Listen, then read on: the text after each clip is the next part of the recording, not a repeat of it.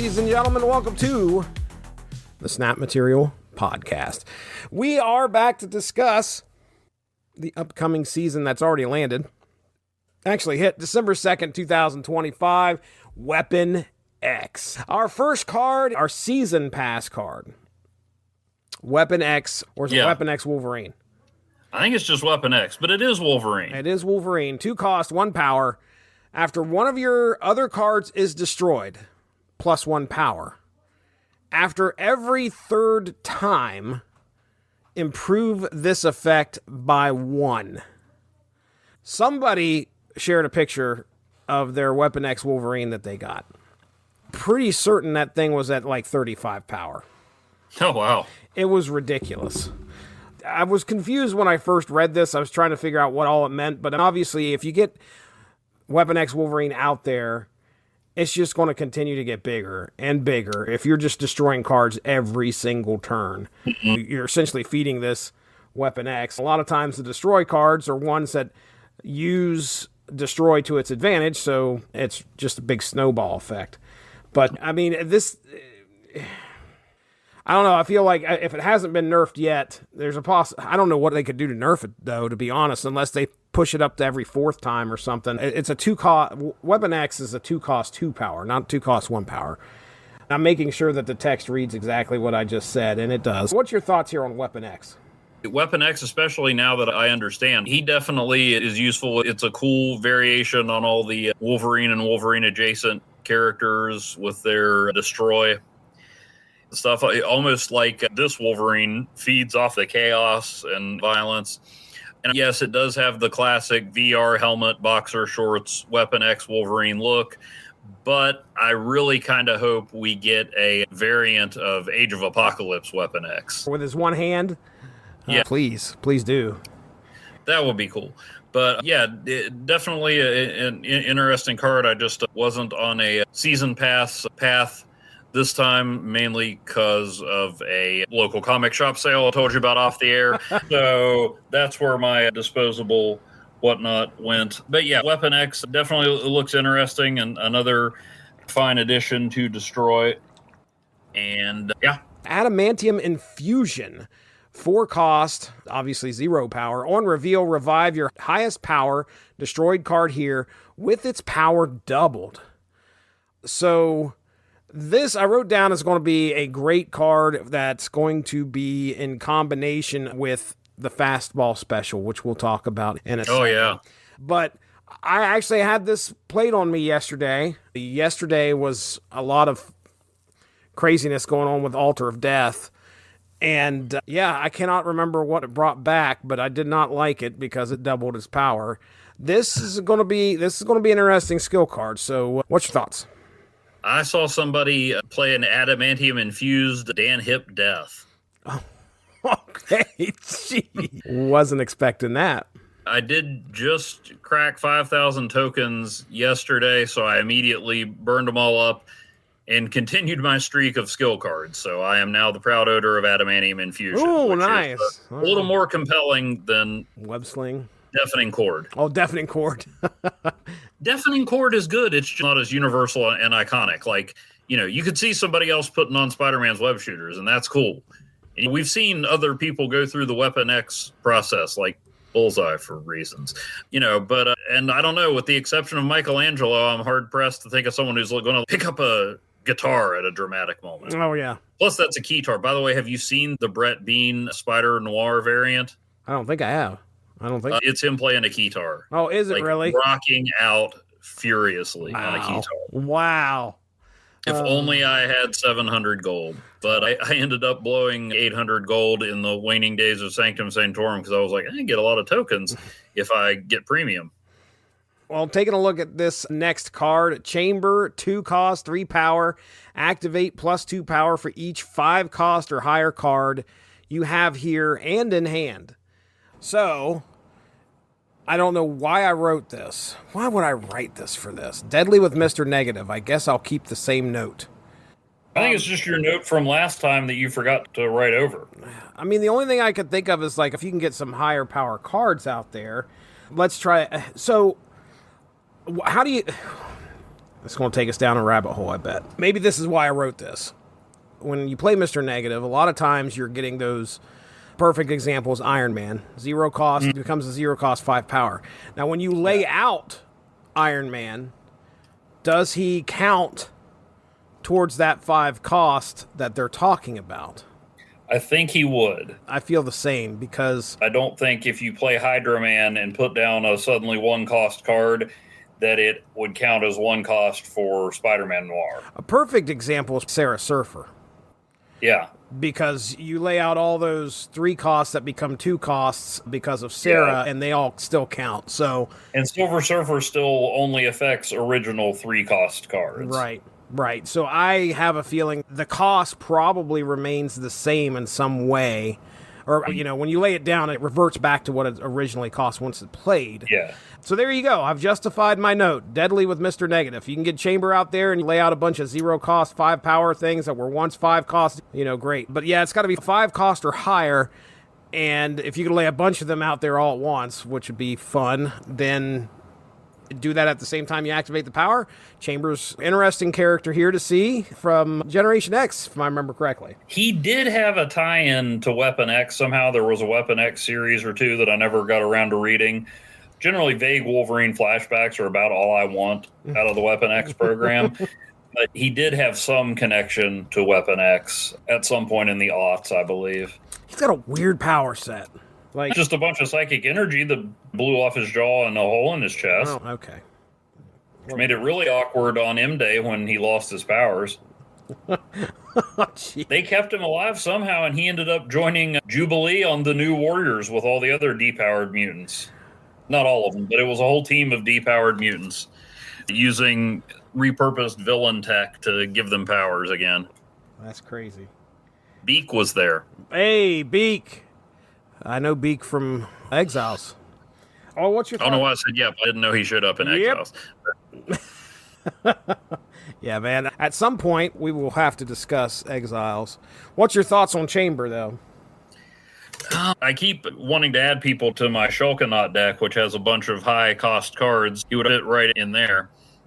Now, I do wonder, you mentioned once they're played if they still count, and I think they do, but I wonder with Mr. Negative or, say, She-Hulk or Scar dropping down below their original cost if they would count while they're in your hand. Oh yeah. I forgot that's in your hand, too. I don't know. But, yeah, I could see him working in that or being somebody nice to play with Nick Fury, who's going to put... It wouldn't even matter to play it then. I mean, you could have your hand full of stuff and just never play it, and he would get all the bonus. Yeah. Wow. Yeah, so maybe with, Collectosaur deck or something with Nick Fury or something with Eson. I think Nick Fury Nick Fury will be...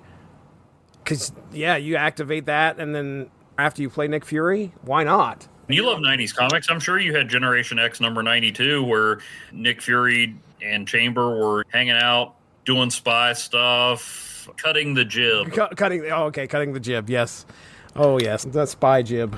Monkeying the biscuits. I don't know. Chamber's British. Okay. That doesn't make it any funnier, but Chamber's just one of the coolest looking characters. I'm pretty sure that's why Jonathan Hickman in the Krakoa era just tossed him into New Mutants, despite him having no connection to the New Mutants and not really having anything to do with the story. But I think it was just like, let's get Chamber in here. He looks cool. Yeah, he looked cool. He'd be fun to draw. Give my artist something fun to do. All right, next up, I'm going by the phone here, not by the list, so we may have to jump around. And this is by date, I believe. So December 9th, we're going to get Weapon H, which is a really cool concept, by the way. I've always wanted to read the Weapon H book. There was a series? I remember this. I forget what it spun out of, but they introduced him somewhere, and then there was a short-lived Weapon H series. Yeah. Powers, 7 cost, 14 power. When discarded, put this back with -2 cost. Oh, that's lovely.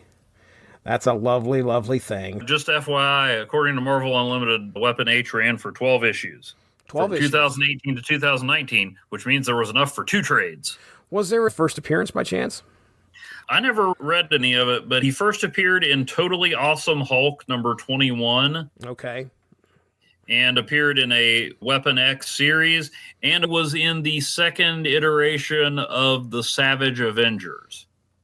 Okay. The all-new, all-different Savage Avengers.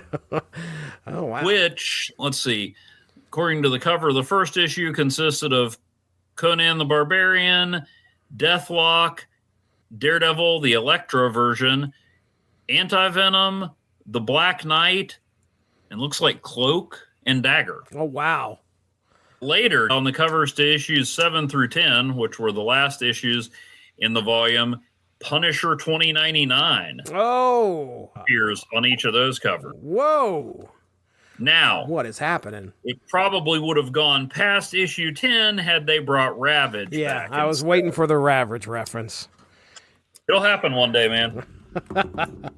You got any thoughts on Weapon H? Yeah, it definitely looks like a fun card. Kind of a cross between...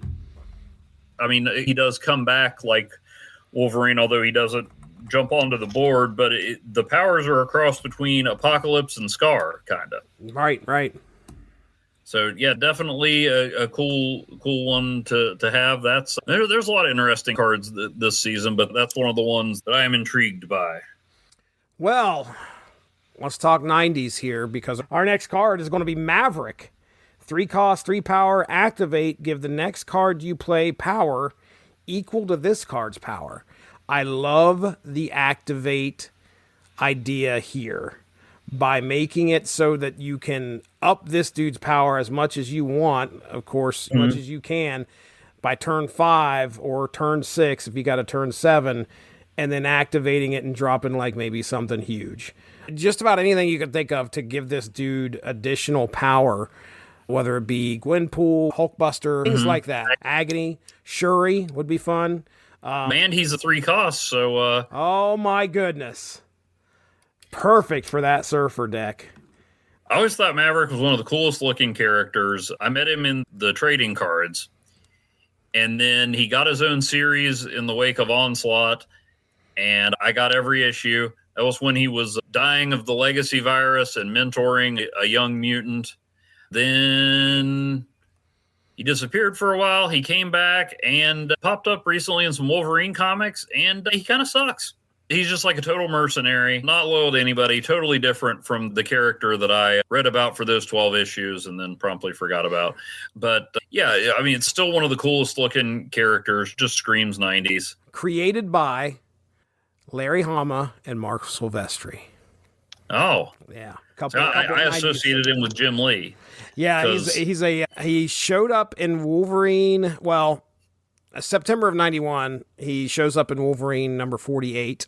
And then December, he has like it's not like a full appearance or anything. It's like supposedly a flashback or something. Mm-hmm. And then X-Men Volume 2, number 5, he shows up there in December of 91. That's his first full appearance as Maverick. But yeah, I guess that's Larry Hama and Mark Silvestri. So interesting. Very cool. Surfer deck for sure for Maverick. I agree. Just like in X-Force number 79. Actually, we got to be careful. There was an X-Force 79. Don't go getting people up. Legacy numbering, it's really tricky. Oh, yeah. Glad to see Maverick in there. And definitely an interesting card to try to fit in. Use. An interesting card to use. There we go. Next Brevity. Not used to. Next up is Aurora. 6 cost, 6 power. Give one of your other on-reveal cards at each location plus 2 power. Repeat for ongoing, activate, and end of turn.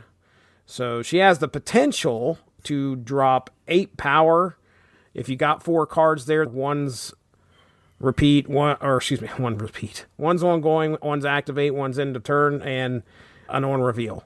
So if you were able to pull that off, which I don't know if you could pull it off very easily, she could give that whole lane and both of those lanes 8 power. So it's essentially a possible 16 power, 8 on each lane. It doesn't count for the one she's in, though. I don't think so. It says, I think it does. Give other on-reveal cards at each location. So then... in theory, so it's 8, 8, and then it would be... 6. Yeah. So 22. Math. Math stinks. Aurora, any thoughts here? I had a lot of thoughts, actually. All right. 1, Alpha Flight. Yep. I mean, so there you go. Now we have... it depends on whether you count Sasquatch. Then we got Wolverine. Then Snowguard, who I don't think ever actually became a member of Alpha Flight, but was inspired by members of Alpha Flight. Mm-hmm. I like that.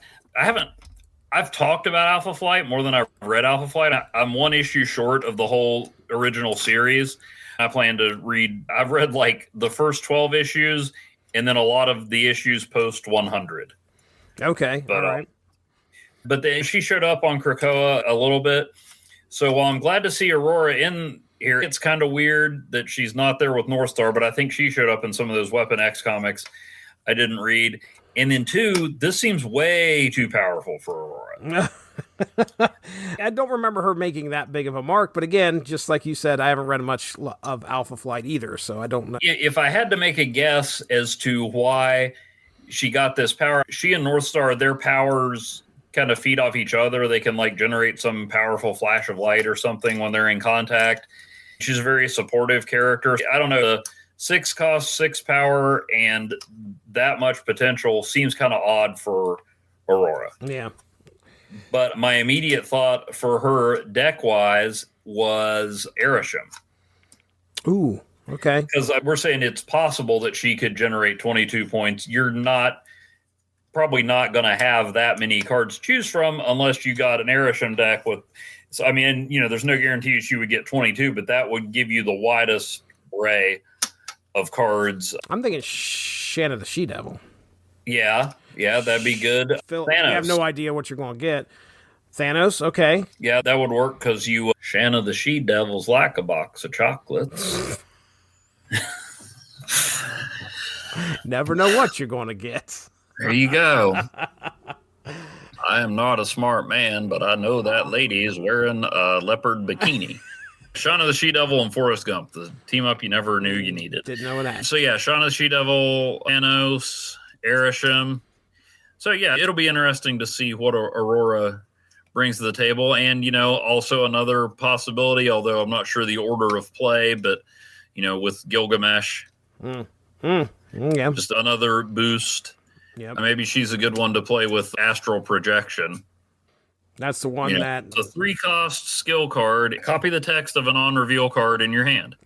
So, yeah, that could be good. Or, maybe with Iron Lad, he can copy that. Chamber, maybe you get to play her, but if not, she's another 6-cost card sitting in your hand. I don't know. Those are cards she could work with. I don't know. Interesting effect and potential, but also, is it interesting enough potential to take the place of another 6-cost card? I can't tell you how many decks I put the leader in, and I'm like, nah, I need something that's more of a guarantee. I did customize my leader card with one of those green brain. Did boards. you? Heck yeah. Nice. That's pretty cool. All right, next up, Force 4 cost, 6 power, Phantom X. Activate. If you've had cards discarded and destroyed, afflict front row enemy cards at each location with -2 power. So, Dang. I mean, yeah, if you wait late in the game, usually there's going to be 2 cards on each lane. Unless you're playing Destroy, which, then stuff just kind of comes and goes. And Venom shows up and knocks it all down to 1 card. But either way, that's a potential of 4 power at each location. Potential of 6 if they've got 2 cards on each one. So I don't think I wrote anything down for this. Oh, no, I copied you. One of the other cards we're going to be coming up with said Ajax and Diamondback. And I was like, oh, okay. Well, Ajax and Diamondback for this one then. Fine. The only trick on here, although this is the set to do it in apparently, is it's discarded and destroyed. So... So if you've only got one or the other, and usually you've only got one or the other. That's true. This is a card that wants you to use a dual archetype. But there are some cards that work with that. Morgana Le Fay. Yep. Who did just get a I don't know if it's a nerf or a buff, maybe a burf. She got dropped to a 3/4. Okay. But, they were basically saying her effect was kind of hard to pull off and make worth it. Such a high cost, yeah. So she revives destroyed or discarded cards. Okay. And Wolverine and X-23 and X-23 are activated by destroying or discarding. Right. So, yeah, he won't have to go it alone. Yeah, and he can sit out there as long as you need him to. Of course, I mean, he's going to come out at turn 4 at the very latest if you got him in your hand and you want to play him. There's ways to get him out earlier, like Psylocke, who he was romantically involved with, or Zabu, who he teamed up with frequently in All-Star Squadron. That's a DC comic. That's a DC comic. You fake fan. Sorry. Unbelievable. Yeah, okay, Secret Defenders. If Secret Defenders had made it into triple digits, I'm sure we've gotten a Phantom X team up. Guaranteed. Phantom X, Zabu, Shaun of the She-Devil, Aurora, a.k.a. the new Fantastic Four. The new Fantastic Four. The even newer Fantastic Even newer. All new. Yeah. All right, now we're going to get into some cards that are going to be tied to some events. I'll just read what I see here. Limited time event. Series 4. Look forward to the Lemon Tide event. Lemon Tide. Oh, man. 2 cost, 2 power, Wade Wilson. When destroyed, replace this with a 1 cost card from your hand or deck with +1 power. I'm not excited about this card at all, to be honest. And I understand what they're trying to do here. They're trying to pull off a situation where you can get Deadpool out there. So Grand Arena will be happening. But again, this feels like an Uncle Ben situation. We got to get this guy out here to kill him off. And in order to sleep on Uncle Ben, he's gotten 2 variants in the last 2 weeks. I saw that. I was like, who? And people have been using them. I've run into them at least a handful of times here the past week. Destroy was a big thing, too. And we had the Altar of Death yesterday. So, anyway. So, I don't know. This is a 2 cost, 2 power. Okay, I'm going to get this. By turn 3, you want me to get a 1 cost power out here? It has to be turn 3 for me to play Wade Wilson and something else at the same time in order to destroy. I'm not excited about this card. Maybe you can change my mind. You got any thoughts? Oh, you know how much I love Deadpool. Let's say you're turning him into Deadpool or Headpool. Right. So let's say you put Deadpool or Headpool out. Then you put Wade Wilson out. Then you use Carnage or Venom. And then you've got Deadpool, who's a 3 instead of a 2. I don't know. It just boosts it up a little more. I don't know. I would be just as excited for journeyman NFL quarterback Wade Wilson at this point. It's not a Grand Arena. I have not played since the first iteration of it. I never played any of them after that, and this does not make me want to be playing it anyway. It's just not tempting to get in there and play. It's a new card. They don't all have to be game-breaking cards. I'm sure within a week after he drops, I'm going to be like, crap, why didn't I see this combo that this guy's pulling against me right now? But right now, yeah. And it's weird because he's a 2 cost, so like you can't Killmonger him or anything like that. This is a card you want to have a glass jaw. You want him out there to get rid of him as soon as possible to bring out the other one. And you can't do that on turn 2. You're only going to be able to play him, so you have to wait till turn 3 to possibly pull out whatever else you're bringing out. Now, granted, it says from your hand or from your deck, so you're going to have to look at some 1 cost cards that you really want to get out there. Wait, I found a place where he's useful. Tell me. Death's Domain or Altar of Death. Okay, yeah. Those ones where you can't play anything, so you need Bucky or something that'll leave a card behind. There you go. Next time Altar of Death is featured. It's been a while since Altar of Death has been featured, since before yesterday. I was trying to think of when the last time it was, although it's not uncommon. There's other locations that they've never, I think, featured, or at least in a very, very long time. Anyway, all right, well, moving on. Series 4, 2 cost, 3 power, Marrow.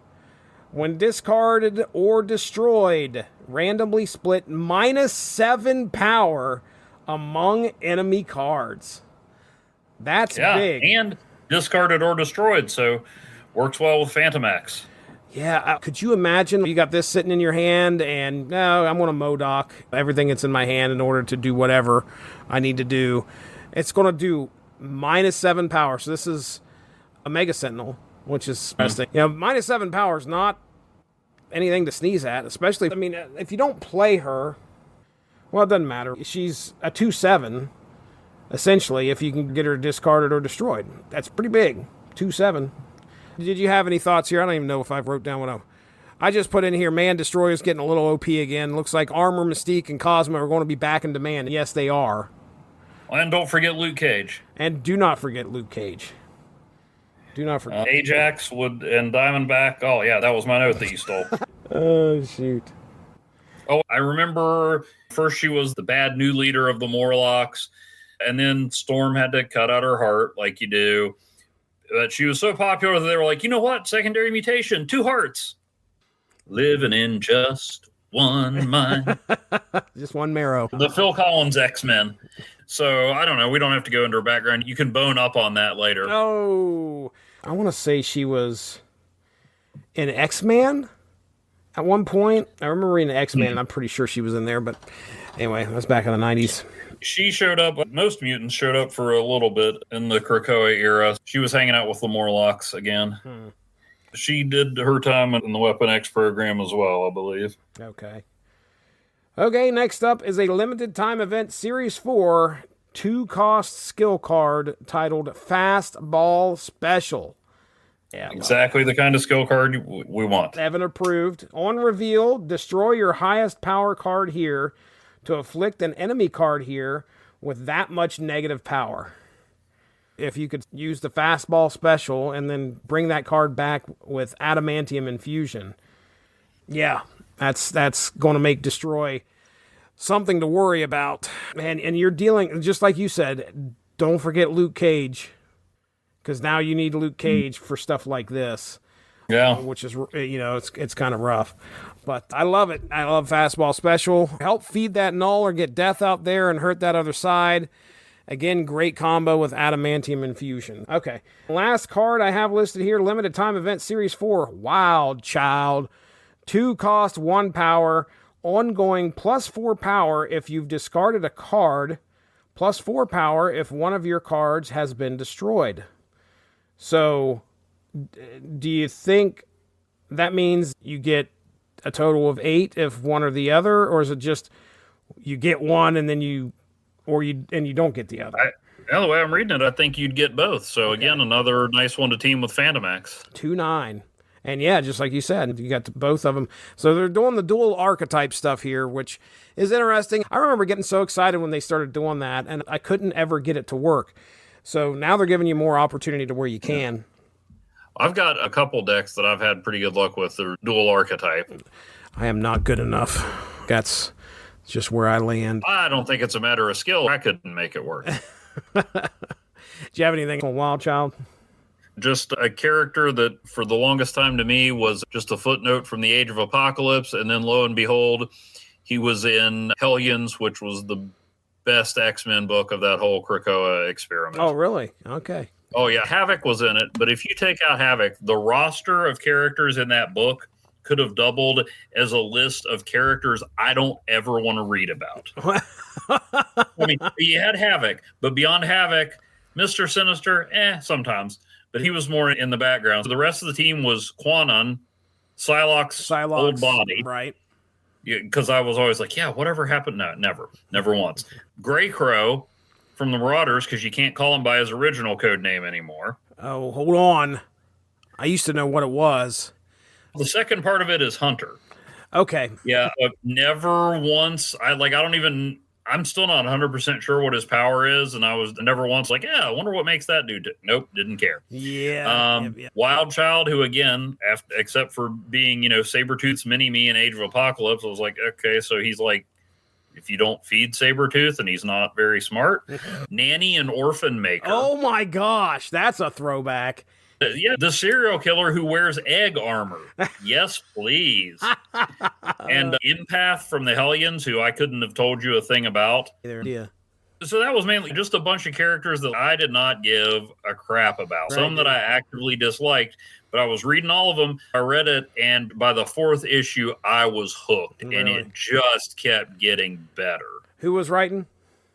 Zeb Wells, Spider-Man. Zeb just finished a lengthy run on Amazing Spider-Man and also wrote the Marvel Zombies series for Disney+. Oh, that's right, yeah. Actually, I think he contributed to the script for Deadpool and Wolverine. Not everything he writes turns to gold, but he did some good stuff. That just became the one that I could not. I was reading it on Marvel Unlimited, but I think I finally got all the issues. In fact, the Ollie's in South Parkersburg has the first 4 issues. In the trade? Oh, nice. Yeah. Another character that's not in it for the whole time, but who appeared in it, Madeline Pryor. Oh, boy. Great use of Madeline Pryor. Oh, man. You know, it was just, oh my gosh. One of my favorite comics of the last 10 years, easily. Nice. Very nice. I was just sitting here thinking. And the card looks good. Oh, yeah. Yes, indeed. Before we get into locations, we never really talked about this. We're talking about the new season coming up. We talked about Grand Arena, but the new mode that they're going to have sounds interesting. I'll go ahead and read it here. Our brand new mode, Team Clash, is here. Live out your best team dreams as the Avengers, Guardians of the Galaxy, X-Men, Thunderbolts, or Web Slingers. The event will run from December 18th to the 28th at server reset. More information to come in an exclusive video. That'll be interesting. I don't like being, and I think that's one thing I don't like about Grand Arena, is being kind of boxed into what deck I use. So I assume you can make your own decks in Grand Arena. All right. Well, yeah, you get one of the champions and they give you a pre-made deck. It can be cool because it has cards you don't have, but once you pick your champion, you can make a custom deck around them. Got it. Well, see, I need to play with that more then. I just like the last one when they added Thor, I didn't use a custom deck because that's the deck I would have built. Like everything I thought about putting in. The one I used a lot, in large part because it's funny to see him looks like Johnny 5 when he's bleeding out and going for revenge and Short Circuit too, but is Warrior Herbie. But yeah, I used a custom Herbie deck a lot last time. Nice. I haven't seen anything on it yet. Of course, we're early in the season, and I don't know when Team Clash is going to be hitting, but yeah, it'll be fun. We'll see how it goes. That'll be one of the events I think that we're going to be getting. Probably, if What's-His-Face is going to be for Grand Arena, then I bet you Fastball Special and Wild Child will be for the other one, for Team Clash, I think. Yeah, it does say Team Clash, Fastball Special, and Wild Child. So, new locations. This is interesting. This first location, hospice. I think that's a specific location. I don't think it's just like a hospice in general. Well, I'm certain it's not, but it's just weird to see something. Okay, our next location, hospice. Oh, geez, okay. Changes. A government facility where failed superhuman operatives were treated. Okay. However, unknown to the Canadian government, the hospice's patients served as experimental subjects for Dr. Killebrew and his sadistic assistant Ajax, with the patients placing bets in a dead pool as to how long each subject would survive. Wow. Well, changes to card power are doubled here. That'll be fun to watch. Some Silver Surfer is happening that day. Oh my gosh. And this will be one to Legion for sure. It's not just positive changes, so Hazmat, Red Guardian. Would be rough. Red Guardian. Omega Sentinel. Yeah. Arrow. This will be a good one. This will be a fun one. And then we have Essex's Lab, which is Nathaniel Essex, one Mr. Sinister. After turn 4, destroy a card. Your others here split its power. They got some cloning stuff going on here or something. So that's an interesting wrinkle there. After turn 4, destroy a card. Your others here split its power. Does it show the art? Looking at the image, it's a bunch of cloning banks. Okay. Well, that makes sense. I hope they have the Cyclops Tortoise from Krakoa, but that would have been Sinister's lab, not Essex's lab. I do not even know. Cyclops Tortoise. He had a tortoise walking around with a Cyclops visor on. Just one of my many Summers DNA experiments. Gotta get that Summers DNA. This one was more of a slow burn. Oh, goodness. Well, I don't really know what that's going to do. Aside from the only thing I guess we're going to be focusing on here is the destroy cards. Mm-hmm. If it's just a regular card that gets split, okay, great. The other ones at this location get that. So, I don't know. it'll be fun to watch, but I don't have any big plans for it, so I'm not a big destroy guy. I mean, I could try. Well, you can, I guess but it I won't do could. anything. It's turn 4. I couldn't do it after that. I have to get it. You get Jennifer Kale or somebody to boost him up. You could do it, Jesse. I could do it. I have faith.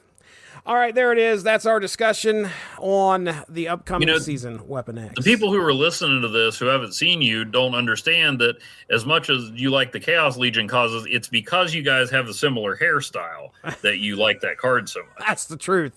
Yes, we do. I have more in common with his dad as far as hairstyle goes. All right, so there it is. That's our discussion on Weapon X. Get out there and destroy, because everybody else is going to be. You can discard too. Oh, yes. I'm an alright fan of discard. I don't hate destroy as bad as I used to, but by the end of this season, I will.